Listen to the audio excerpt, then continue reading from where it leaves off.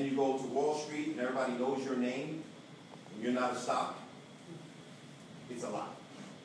You got to pick yourself off the ground and kind of figure out where to go, right? And then you become successful doing it. And then you start to realize that the same friends you lost on the way down to fame, you get back when you get up again in money. And you got to kind of separate yourself from the reality that it's only going to be if you do it. You get where I'm coming from? So on Wall Street, I got tired. Like, of really, I did so well for people, it was amazing. People got mad because I made the money and charged them a commission. I thought that's what I got paid to do. Right? Then I decided to open up a mortgage company. And if it wasn't for a friend of mine when the mortgage business went out, and by the way, I was super successful doing that. As you know, the mortgage business, you can sell a house in how many days back then? Okay? I did mortgages, and the quickest mortgage I've ever done was 3 days. So if you don't know that, as soon as you do a mortgage and it closes, you get a check. Cha-ching, you're done. So I had 17, 18, 19 mortgages closing in a week. Then I had $3,000 checks. Right? So then you got to say to yourself, how do you find an industry, there's a point to this, that you can get back that type of income? Right? And it's not going to go anywhere. It's not going to be taken by the market. It's not going to be taken by the market again. Right? Okay, how do you get it? So a friend of mine, thank God, her name is Lauren Patton Cookie. She's famous. Because she called me up when the middle of the market was falling out. 287 mortgage companies were going out of business. And I was one of them. Couldn't do it while Kobe couldn't. Got to go. And she called me and told me about this company. So I was like, okay, let me figure it out. Now, here's the deal. When you're making 70, 100 grand in one business, then you're doing the same thing in another business, you come to this business, you get a check for 3 grand, how do you feel? Huh? Not sure. You feel like, okay, so my car note's $1,100, my insurance for that car note is $500, and so what am I going to do with the other? I might as well go play poker. Maybe I can double it up, right? So I'm saying to myself, and I swear to you, I came here, it was Labor Day weekend, and they never seen anything like me because I was thinking to myself, I was hustling all over the place. For you people who came in and had like multiple things happening because you're trying to make ends meet, okay? Realizing one thing, I was trying to do health insurance, I was trying to do everything I could. I had a guy, I was privileged, I knew 2 billionaires. So they gave me all the information I could ever get. One let me set up a brokerage because he's a gold and medals guy, you know, and I did it for like, I made 10 grand in like a day or two, and then I realized something, I do not want to lose people money. So then I decided I'll never do anything for money. I'll always do it because I love it. That's important, purpose. Okay? So then I'm like, okay, how do I do it here? How do I do it here? I walked in the door, I wrote 6,200 my first week. Guy next to me goes, who's your rock star? Talking to my manager. I'm looking at him like 62, 30, 29. I gotta go. Like, that's nothing. I've had a guy come up to me and say, you made 6 grand this week. I go, okay, what did you make? You know, I wasn't that coachable when I walked in the door. I'm going to tell you that straight up. It took me about 45 days to get my picture right. Because here's the deal. I drove it in a car that everyone wanted to buy. I had money in the bank. I wasn't broke. So my mindset was, what in this company can I get? They said I had an opportunity unlimited, so I wanted that opportunity. I felt I deserved it. When I decided to do that is when I cut off all the other opportunities that were limiting me. Whether it was people, other things, I just cut them off. Right? And when that happened, I discovered that God gave me something that no one else has. Me and my ability. I'm going to use it. And so, what happened after that was kind of miraculous. At the end of September, you know, I came to the company, 2008. By the time January 1st came, I qualified for convention. If it wasn't for convention, where I heard about Marcus Smith, the Jim Race agency, when I heard about Roger Smith and how many renewals, how many, do you know what Roger gets in renewals for? Just only 700 grand, 770,000, something like that. And I heard about that, and I wanted to really understand. Roger? Roger Smith. Or Altic? No, Altic. Roger. Roger. Wow. Trust me, I was like, huh? And then you got Rick Altic. Okay? But when I saw that, I was like, okay, there's something here for me. Because it wasn't the $3 grand. You know, it's like I mentioned to Simon earlier. Has anyone ever lost something in plain sight? Have you ever lost your glasses on your face if you wear glasses? Yeah. You understand? And I wasn't looking at it. It was right in front of me. So when I found out that, I understood something. Number one, I did the math. He made $1,000 per person. That's what I thought at the time. Okay? And I went to convention and I found out what the deal was. People that looked like me, didn't look like me, didn't come from where I came from, were making it big.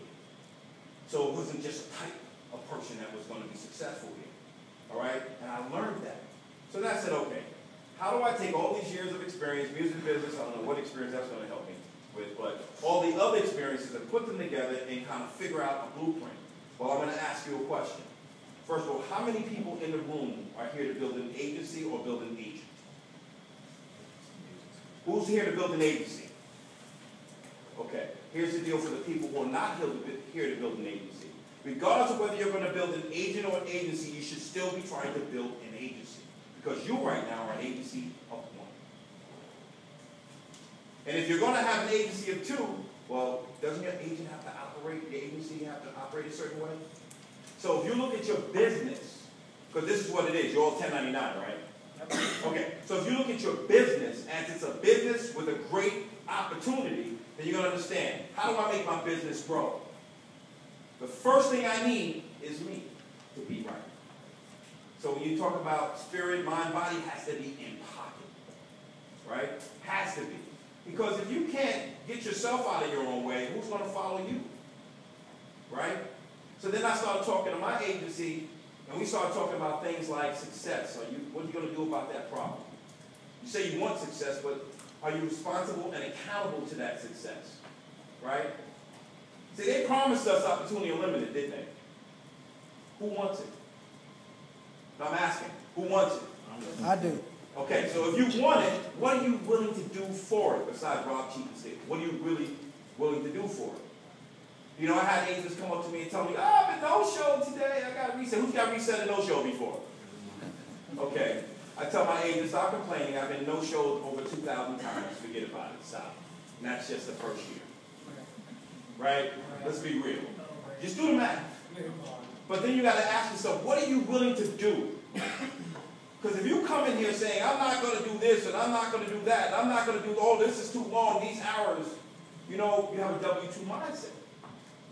I'm a 1099. I love it. I haven't worked for a W-2 since I was 17 years old, and I think that was a summer job. So I don't know. It scares me to get a W-2 like it scares you to get a 1099. But now you're at a 1099, so what are you going to do with it? So what did I do as far as my blueprint? How did I get to where I'm going?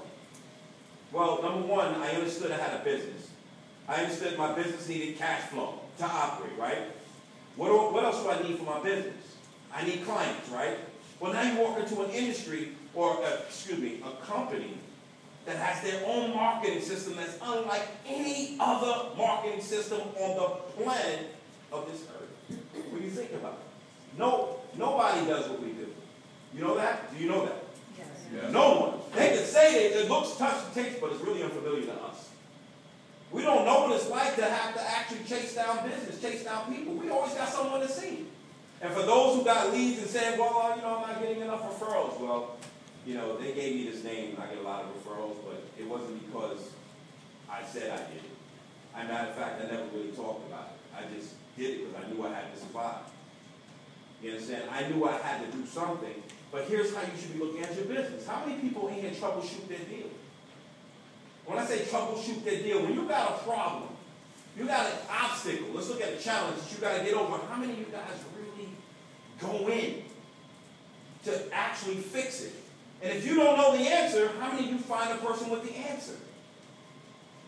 Because you know everything you need to be successful is sitting right in front of you. Everything. I'm trying to get what he's got. Yesterday, you got Rick in the car with me, and he's sitting there with my little iPhone, and he's taping him drive to me, away from me with the Bentley, and I'm following him, taping the whole. And he says, "What are you doing? That's for me, not for you." See, I want the success that he has. You understand that? I looked at his numbers, and I remember in 2011, he had 54,000, 50,000 he was doing a week in 2011, the beginning of the year. We started with like what, 50 agents, something like that, and he did to 165 agents, something, 167 agents at the end of the year. I'm looking at his numbers because, as a stockbroker, I looked at the competition.